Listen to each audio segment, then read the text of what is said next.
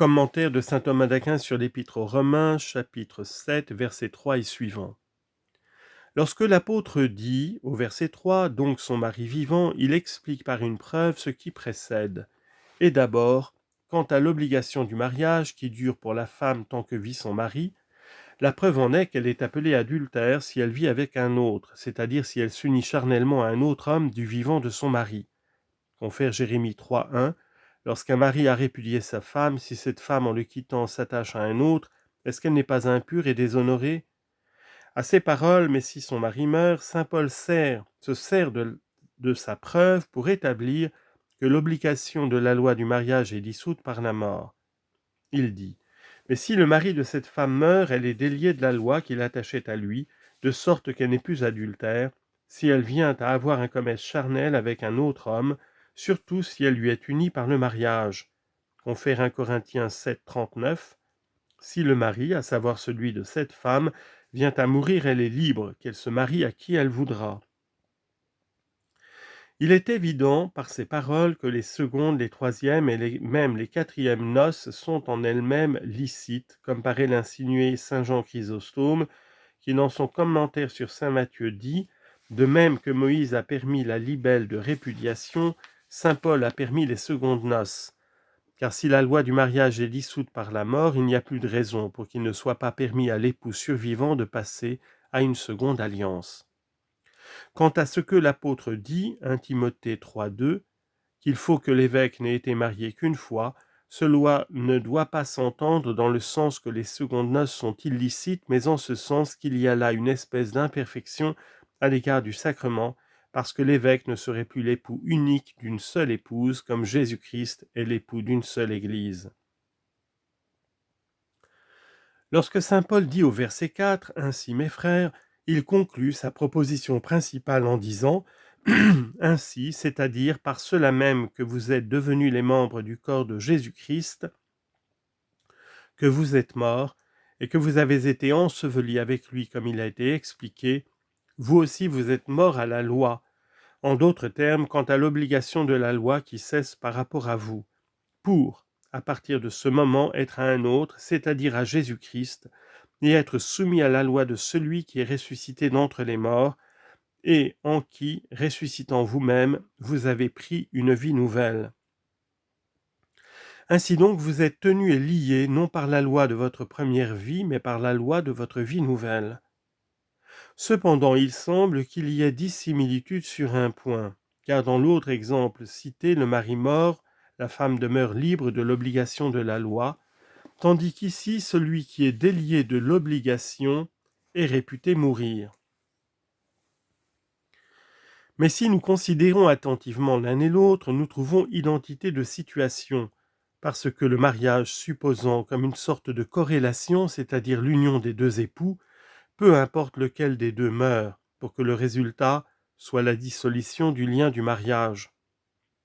Que l'un ou l'autre meure, il est toujours évident que la loi qui nous fait mourir avec Jésus-Christ détruit l'obligation de la loi ancienne. En disant au verset 4, afin que vous portiez du fruit, l'apôtre montre les avantages de notre affranchissement. Sur ce point, il énonce ces avantages en disant au verset 4, afin que vous portiez des fruits pour Dieu. Car par là même que nous sommes devenus les membres de Jésus-Christ et que nous demeurons en lui, nous pouvons porter le fruit des bonnes œuvres pour honorer Dieu. Confère Jean 15, 4, comme la branche de la vigne ne peut porter de fruits par elle-même.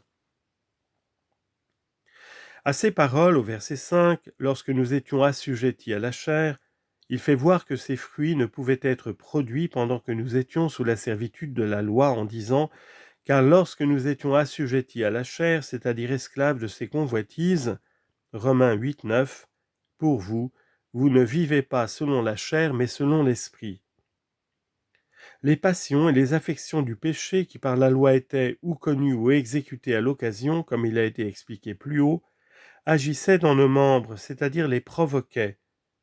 Confère lettre de Jacques 4.1, d'où viennent les guerres et les procès entre vous, n'est-ce pas de vos passions?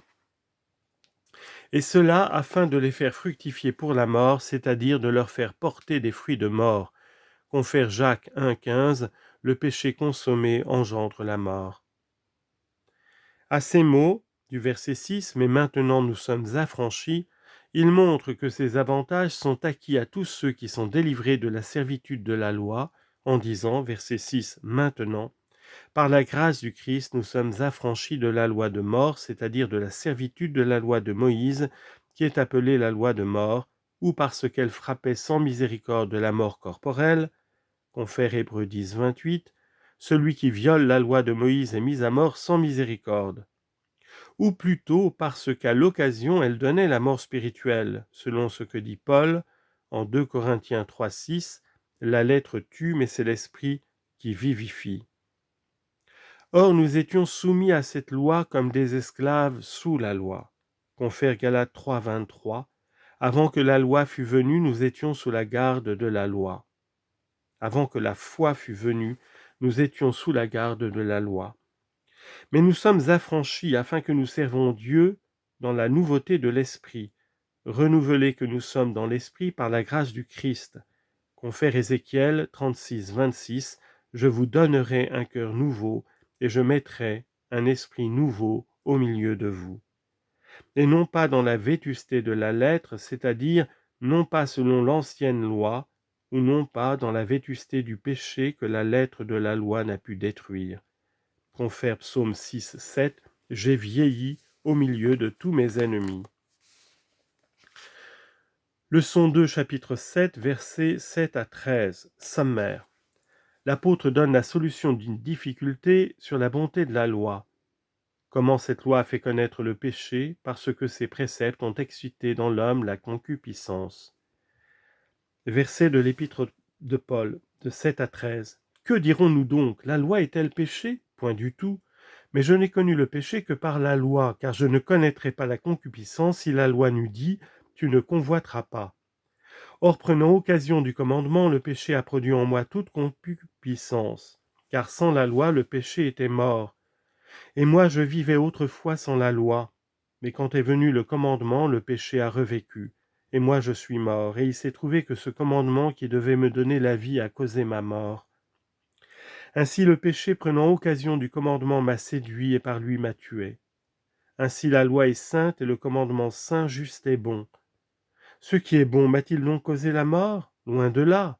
Mais le péché, pour paraître péché, a par une chose bonne opéré en moi la mort, de sorte qu'il est devenu par le commandement une source extrêmement abondante de péché. Commentaire de saint Thomas.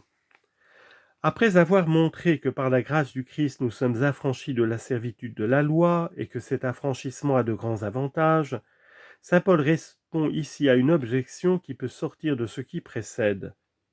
On pourrait prétendre que la loi n'est pas bonne.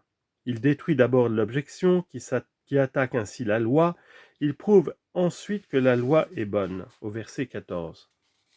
Sur l'objection, d'abord il la pose quant à la loi même, ensuite il y répond, au verset 12. Il dit donc d'abord, « J'ai avancé que les passions du péché existaient par la loi et qu'elle est une loi de mort. Que comprendrons-nous qu'il suit de là? Dirons-nous que la loi est péché? On peut entendre ceci de deux manières. D'abord que la loi enseignerait le péché, comme dit le prophète Jérémie en 10, 3, les lois des peuples sont vaines, c'est-à-dire enseignent la vanité. Ensuite que celui qui l'aurait donné aurait péché en donnant une telle loi. Ces deux interprétations se touchent puisque si la loi enseigne le péché, le législateur pêche en portant la loi. Confère Isaïe 10, 1, malheur à ceux qui établissent des lois iniques. Or la loi paraît enseigner le péché si les passions qui enfantent le péché sont provoquées par la loi et si la loi conduit à la mort. Lorsque l'apôtre dit au verset 7 « À Dieu ne plaise », il répond à l'objection qui s'est proposée.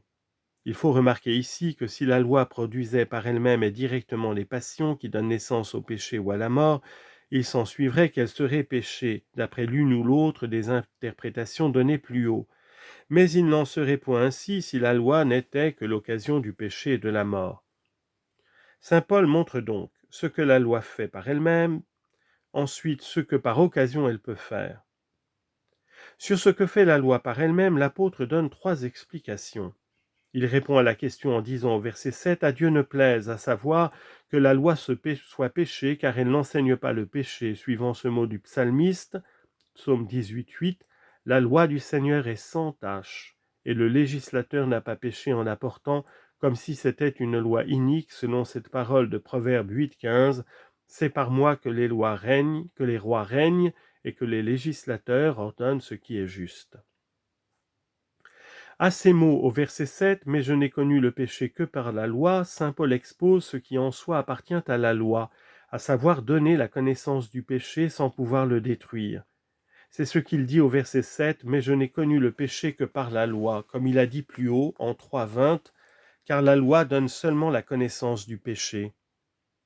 Si l'on applique ce verset à la loi naturelle, le sens est de toute évidence. C'est en effet par la loi naturelle que l'homme prononce entre le bien et le mal.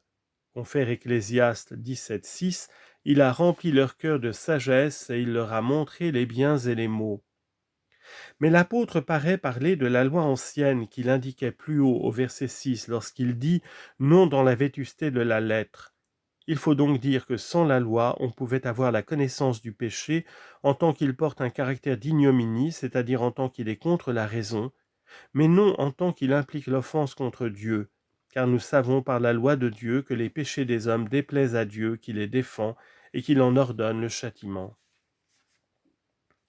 Troisièmement, à ces mots, « car je ne connaîtrai pas la concupiscence », saint Paul prouve ce qu'il avait avancé en disant « car je ne connaîtrai pas la concupiscence si la loi n'eût dit « tu ne convoiteras pas ».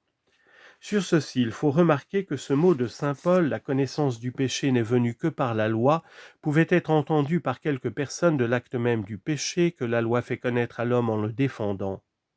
Ce sens est vrai quant à certains péchés, car il est dit en Lévitique 18-28, « La femme ne se prosternera pas devant la bête. » Mais il est évident par ce qui est dit ici que telle n'est point la pensée de l'apôtre, car il n'est personne qui ne connaisse l'acte même de la concupiscence, puisque tout le monde l'éprouve.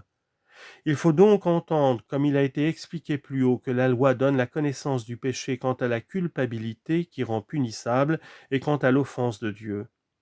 L'apôtre prouve ce point de doctrine par la concupiscence, parce que la connaissance mauvaise est comme la source commune de tous les péchés. Ainsi la glose remarque, et avec elle saint Augustin, que saint Paul a choisi ici un péché qui a une sorte d'universalité, à savoir la concupiscence. La loi est donc bonne, en défendant les convoitises, elle défend tout ce qui est mal.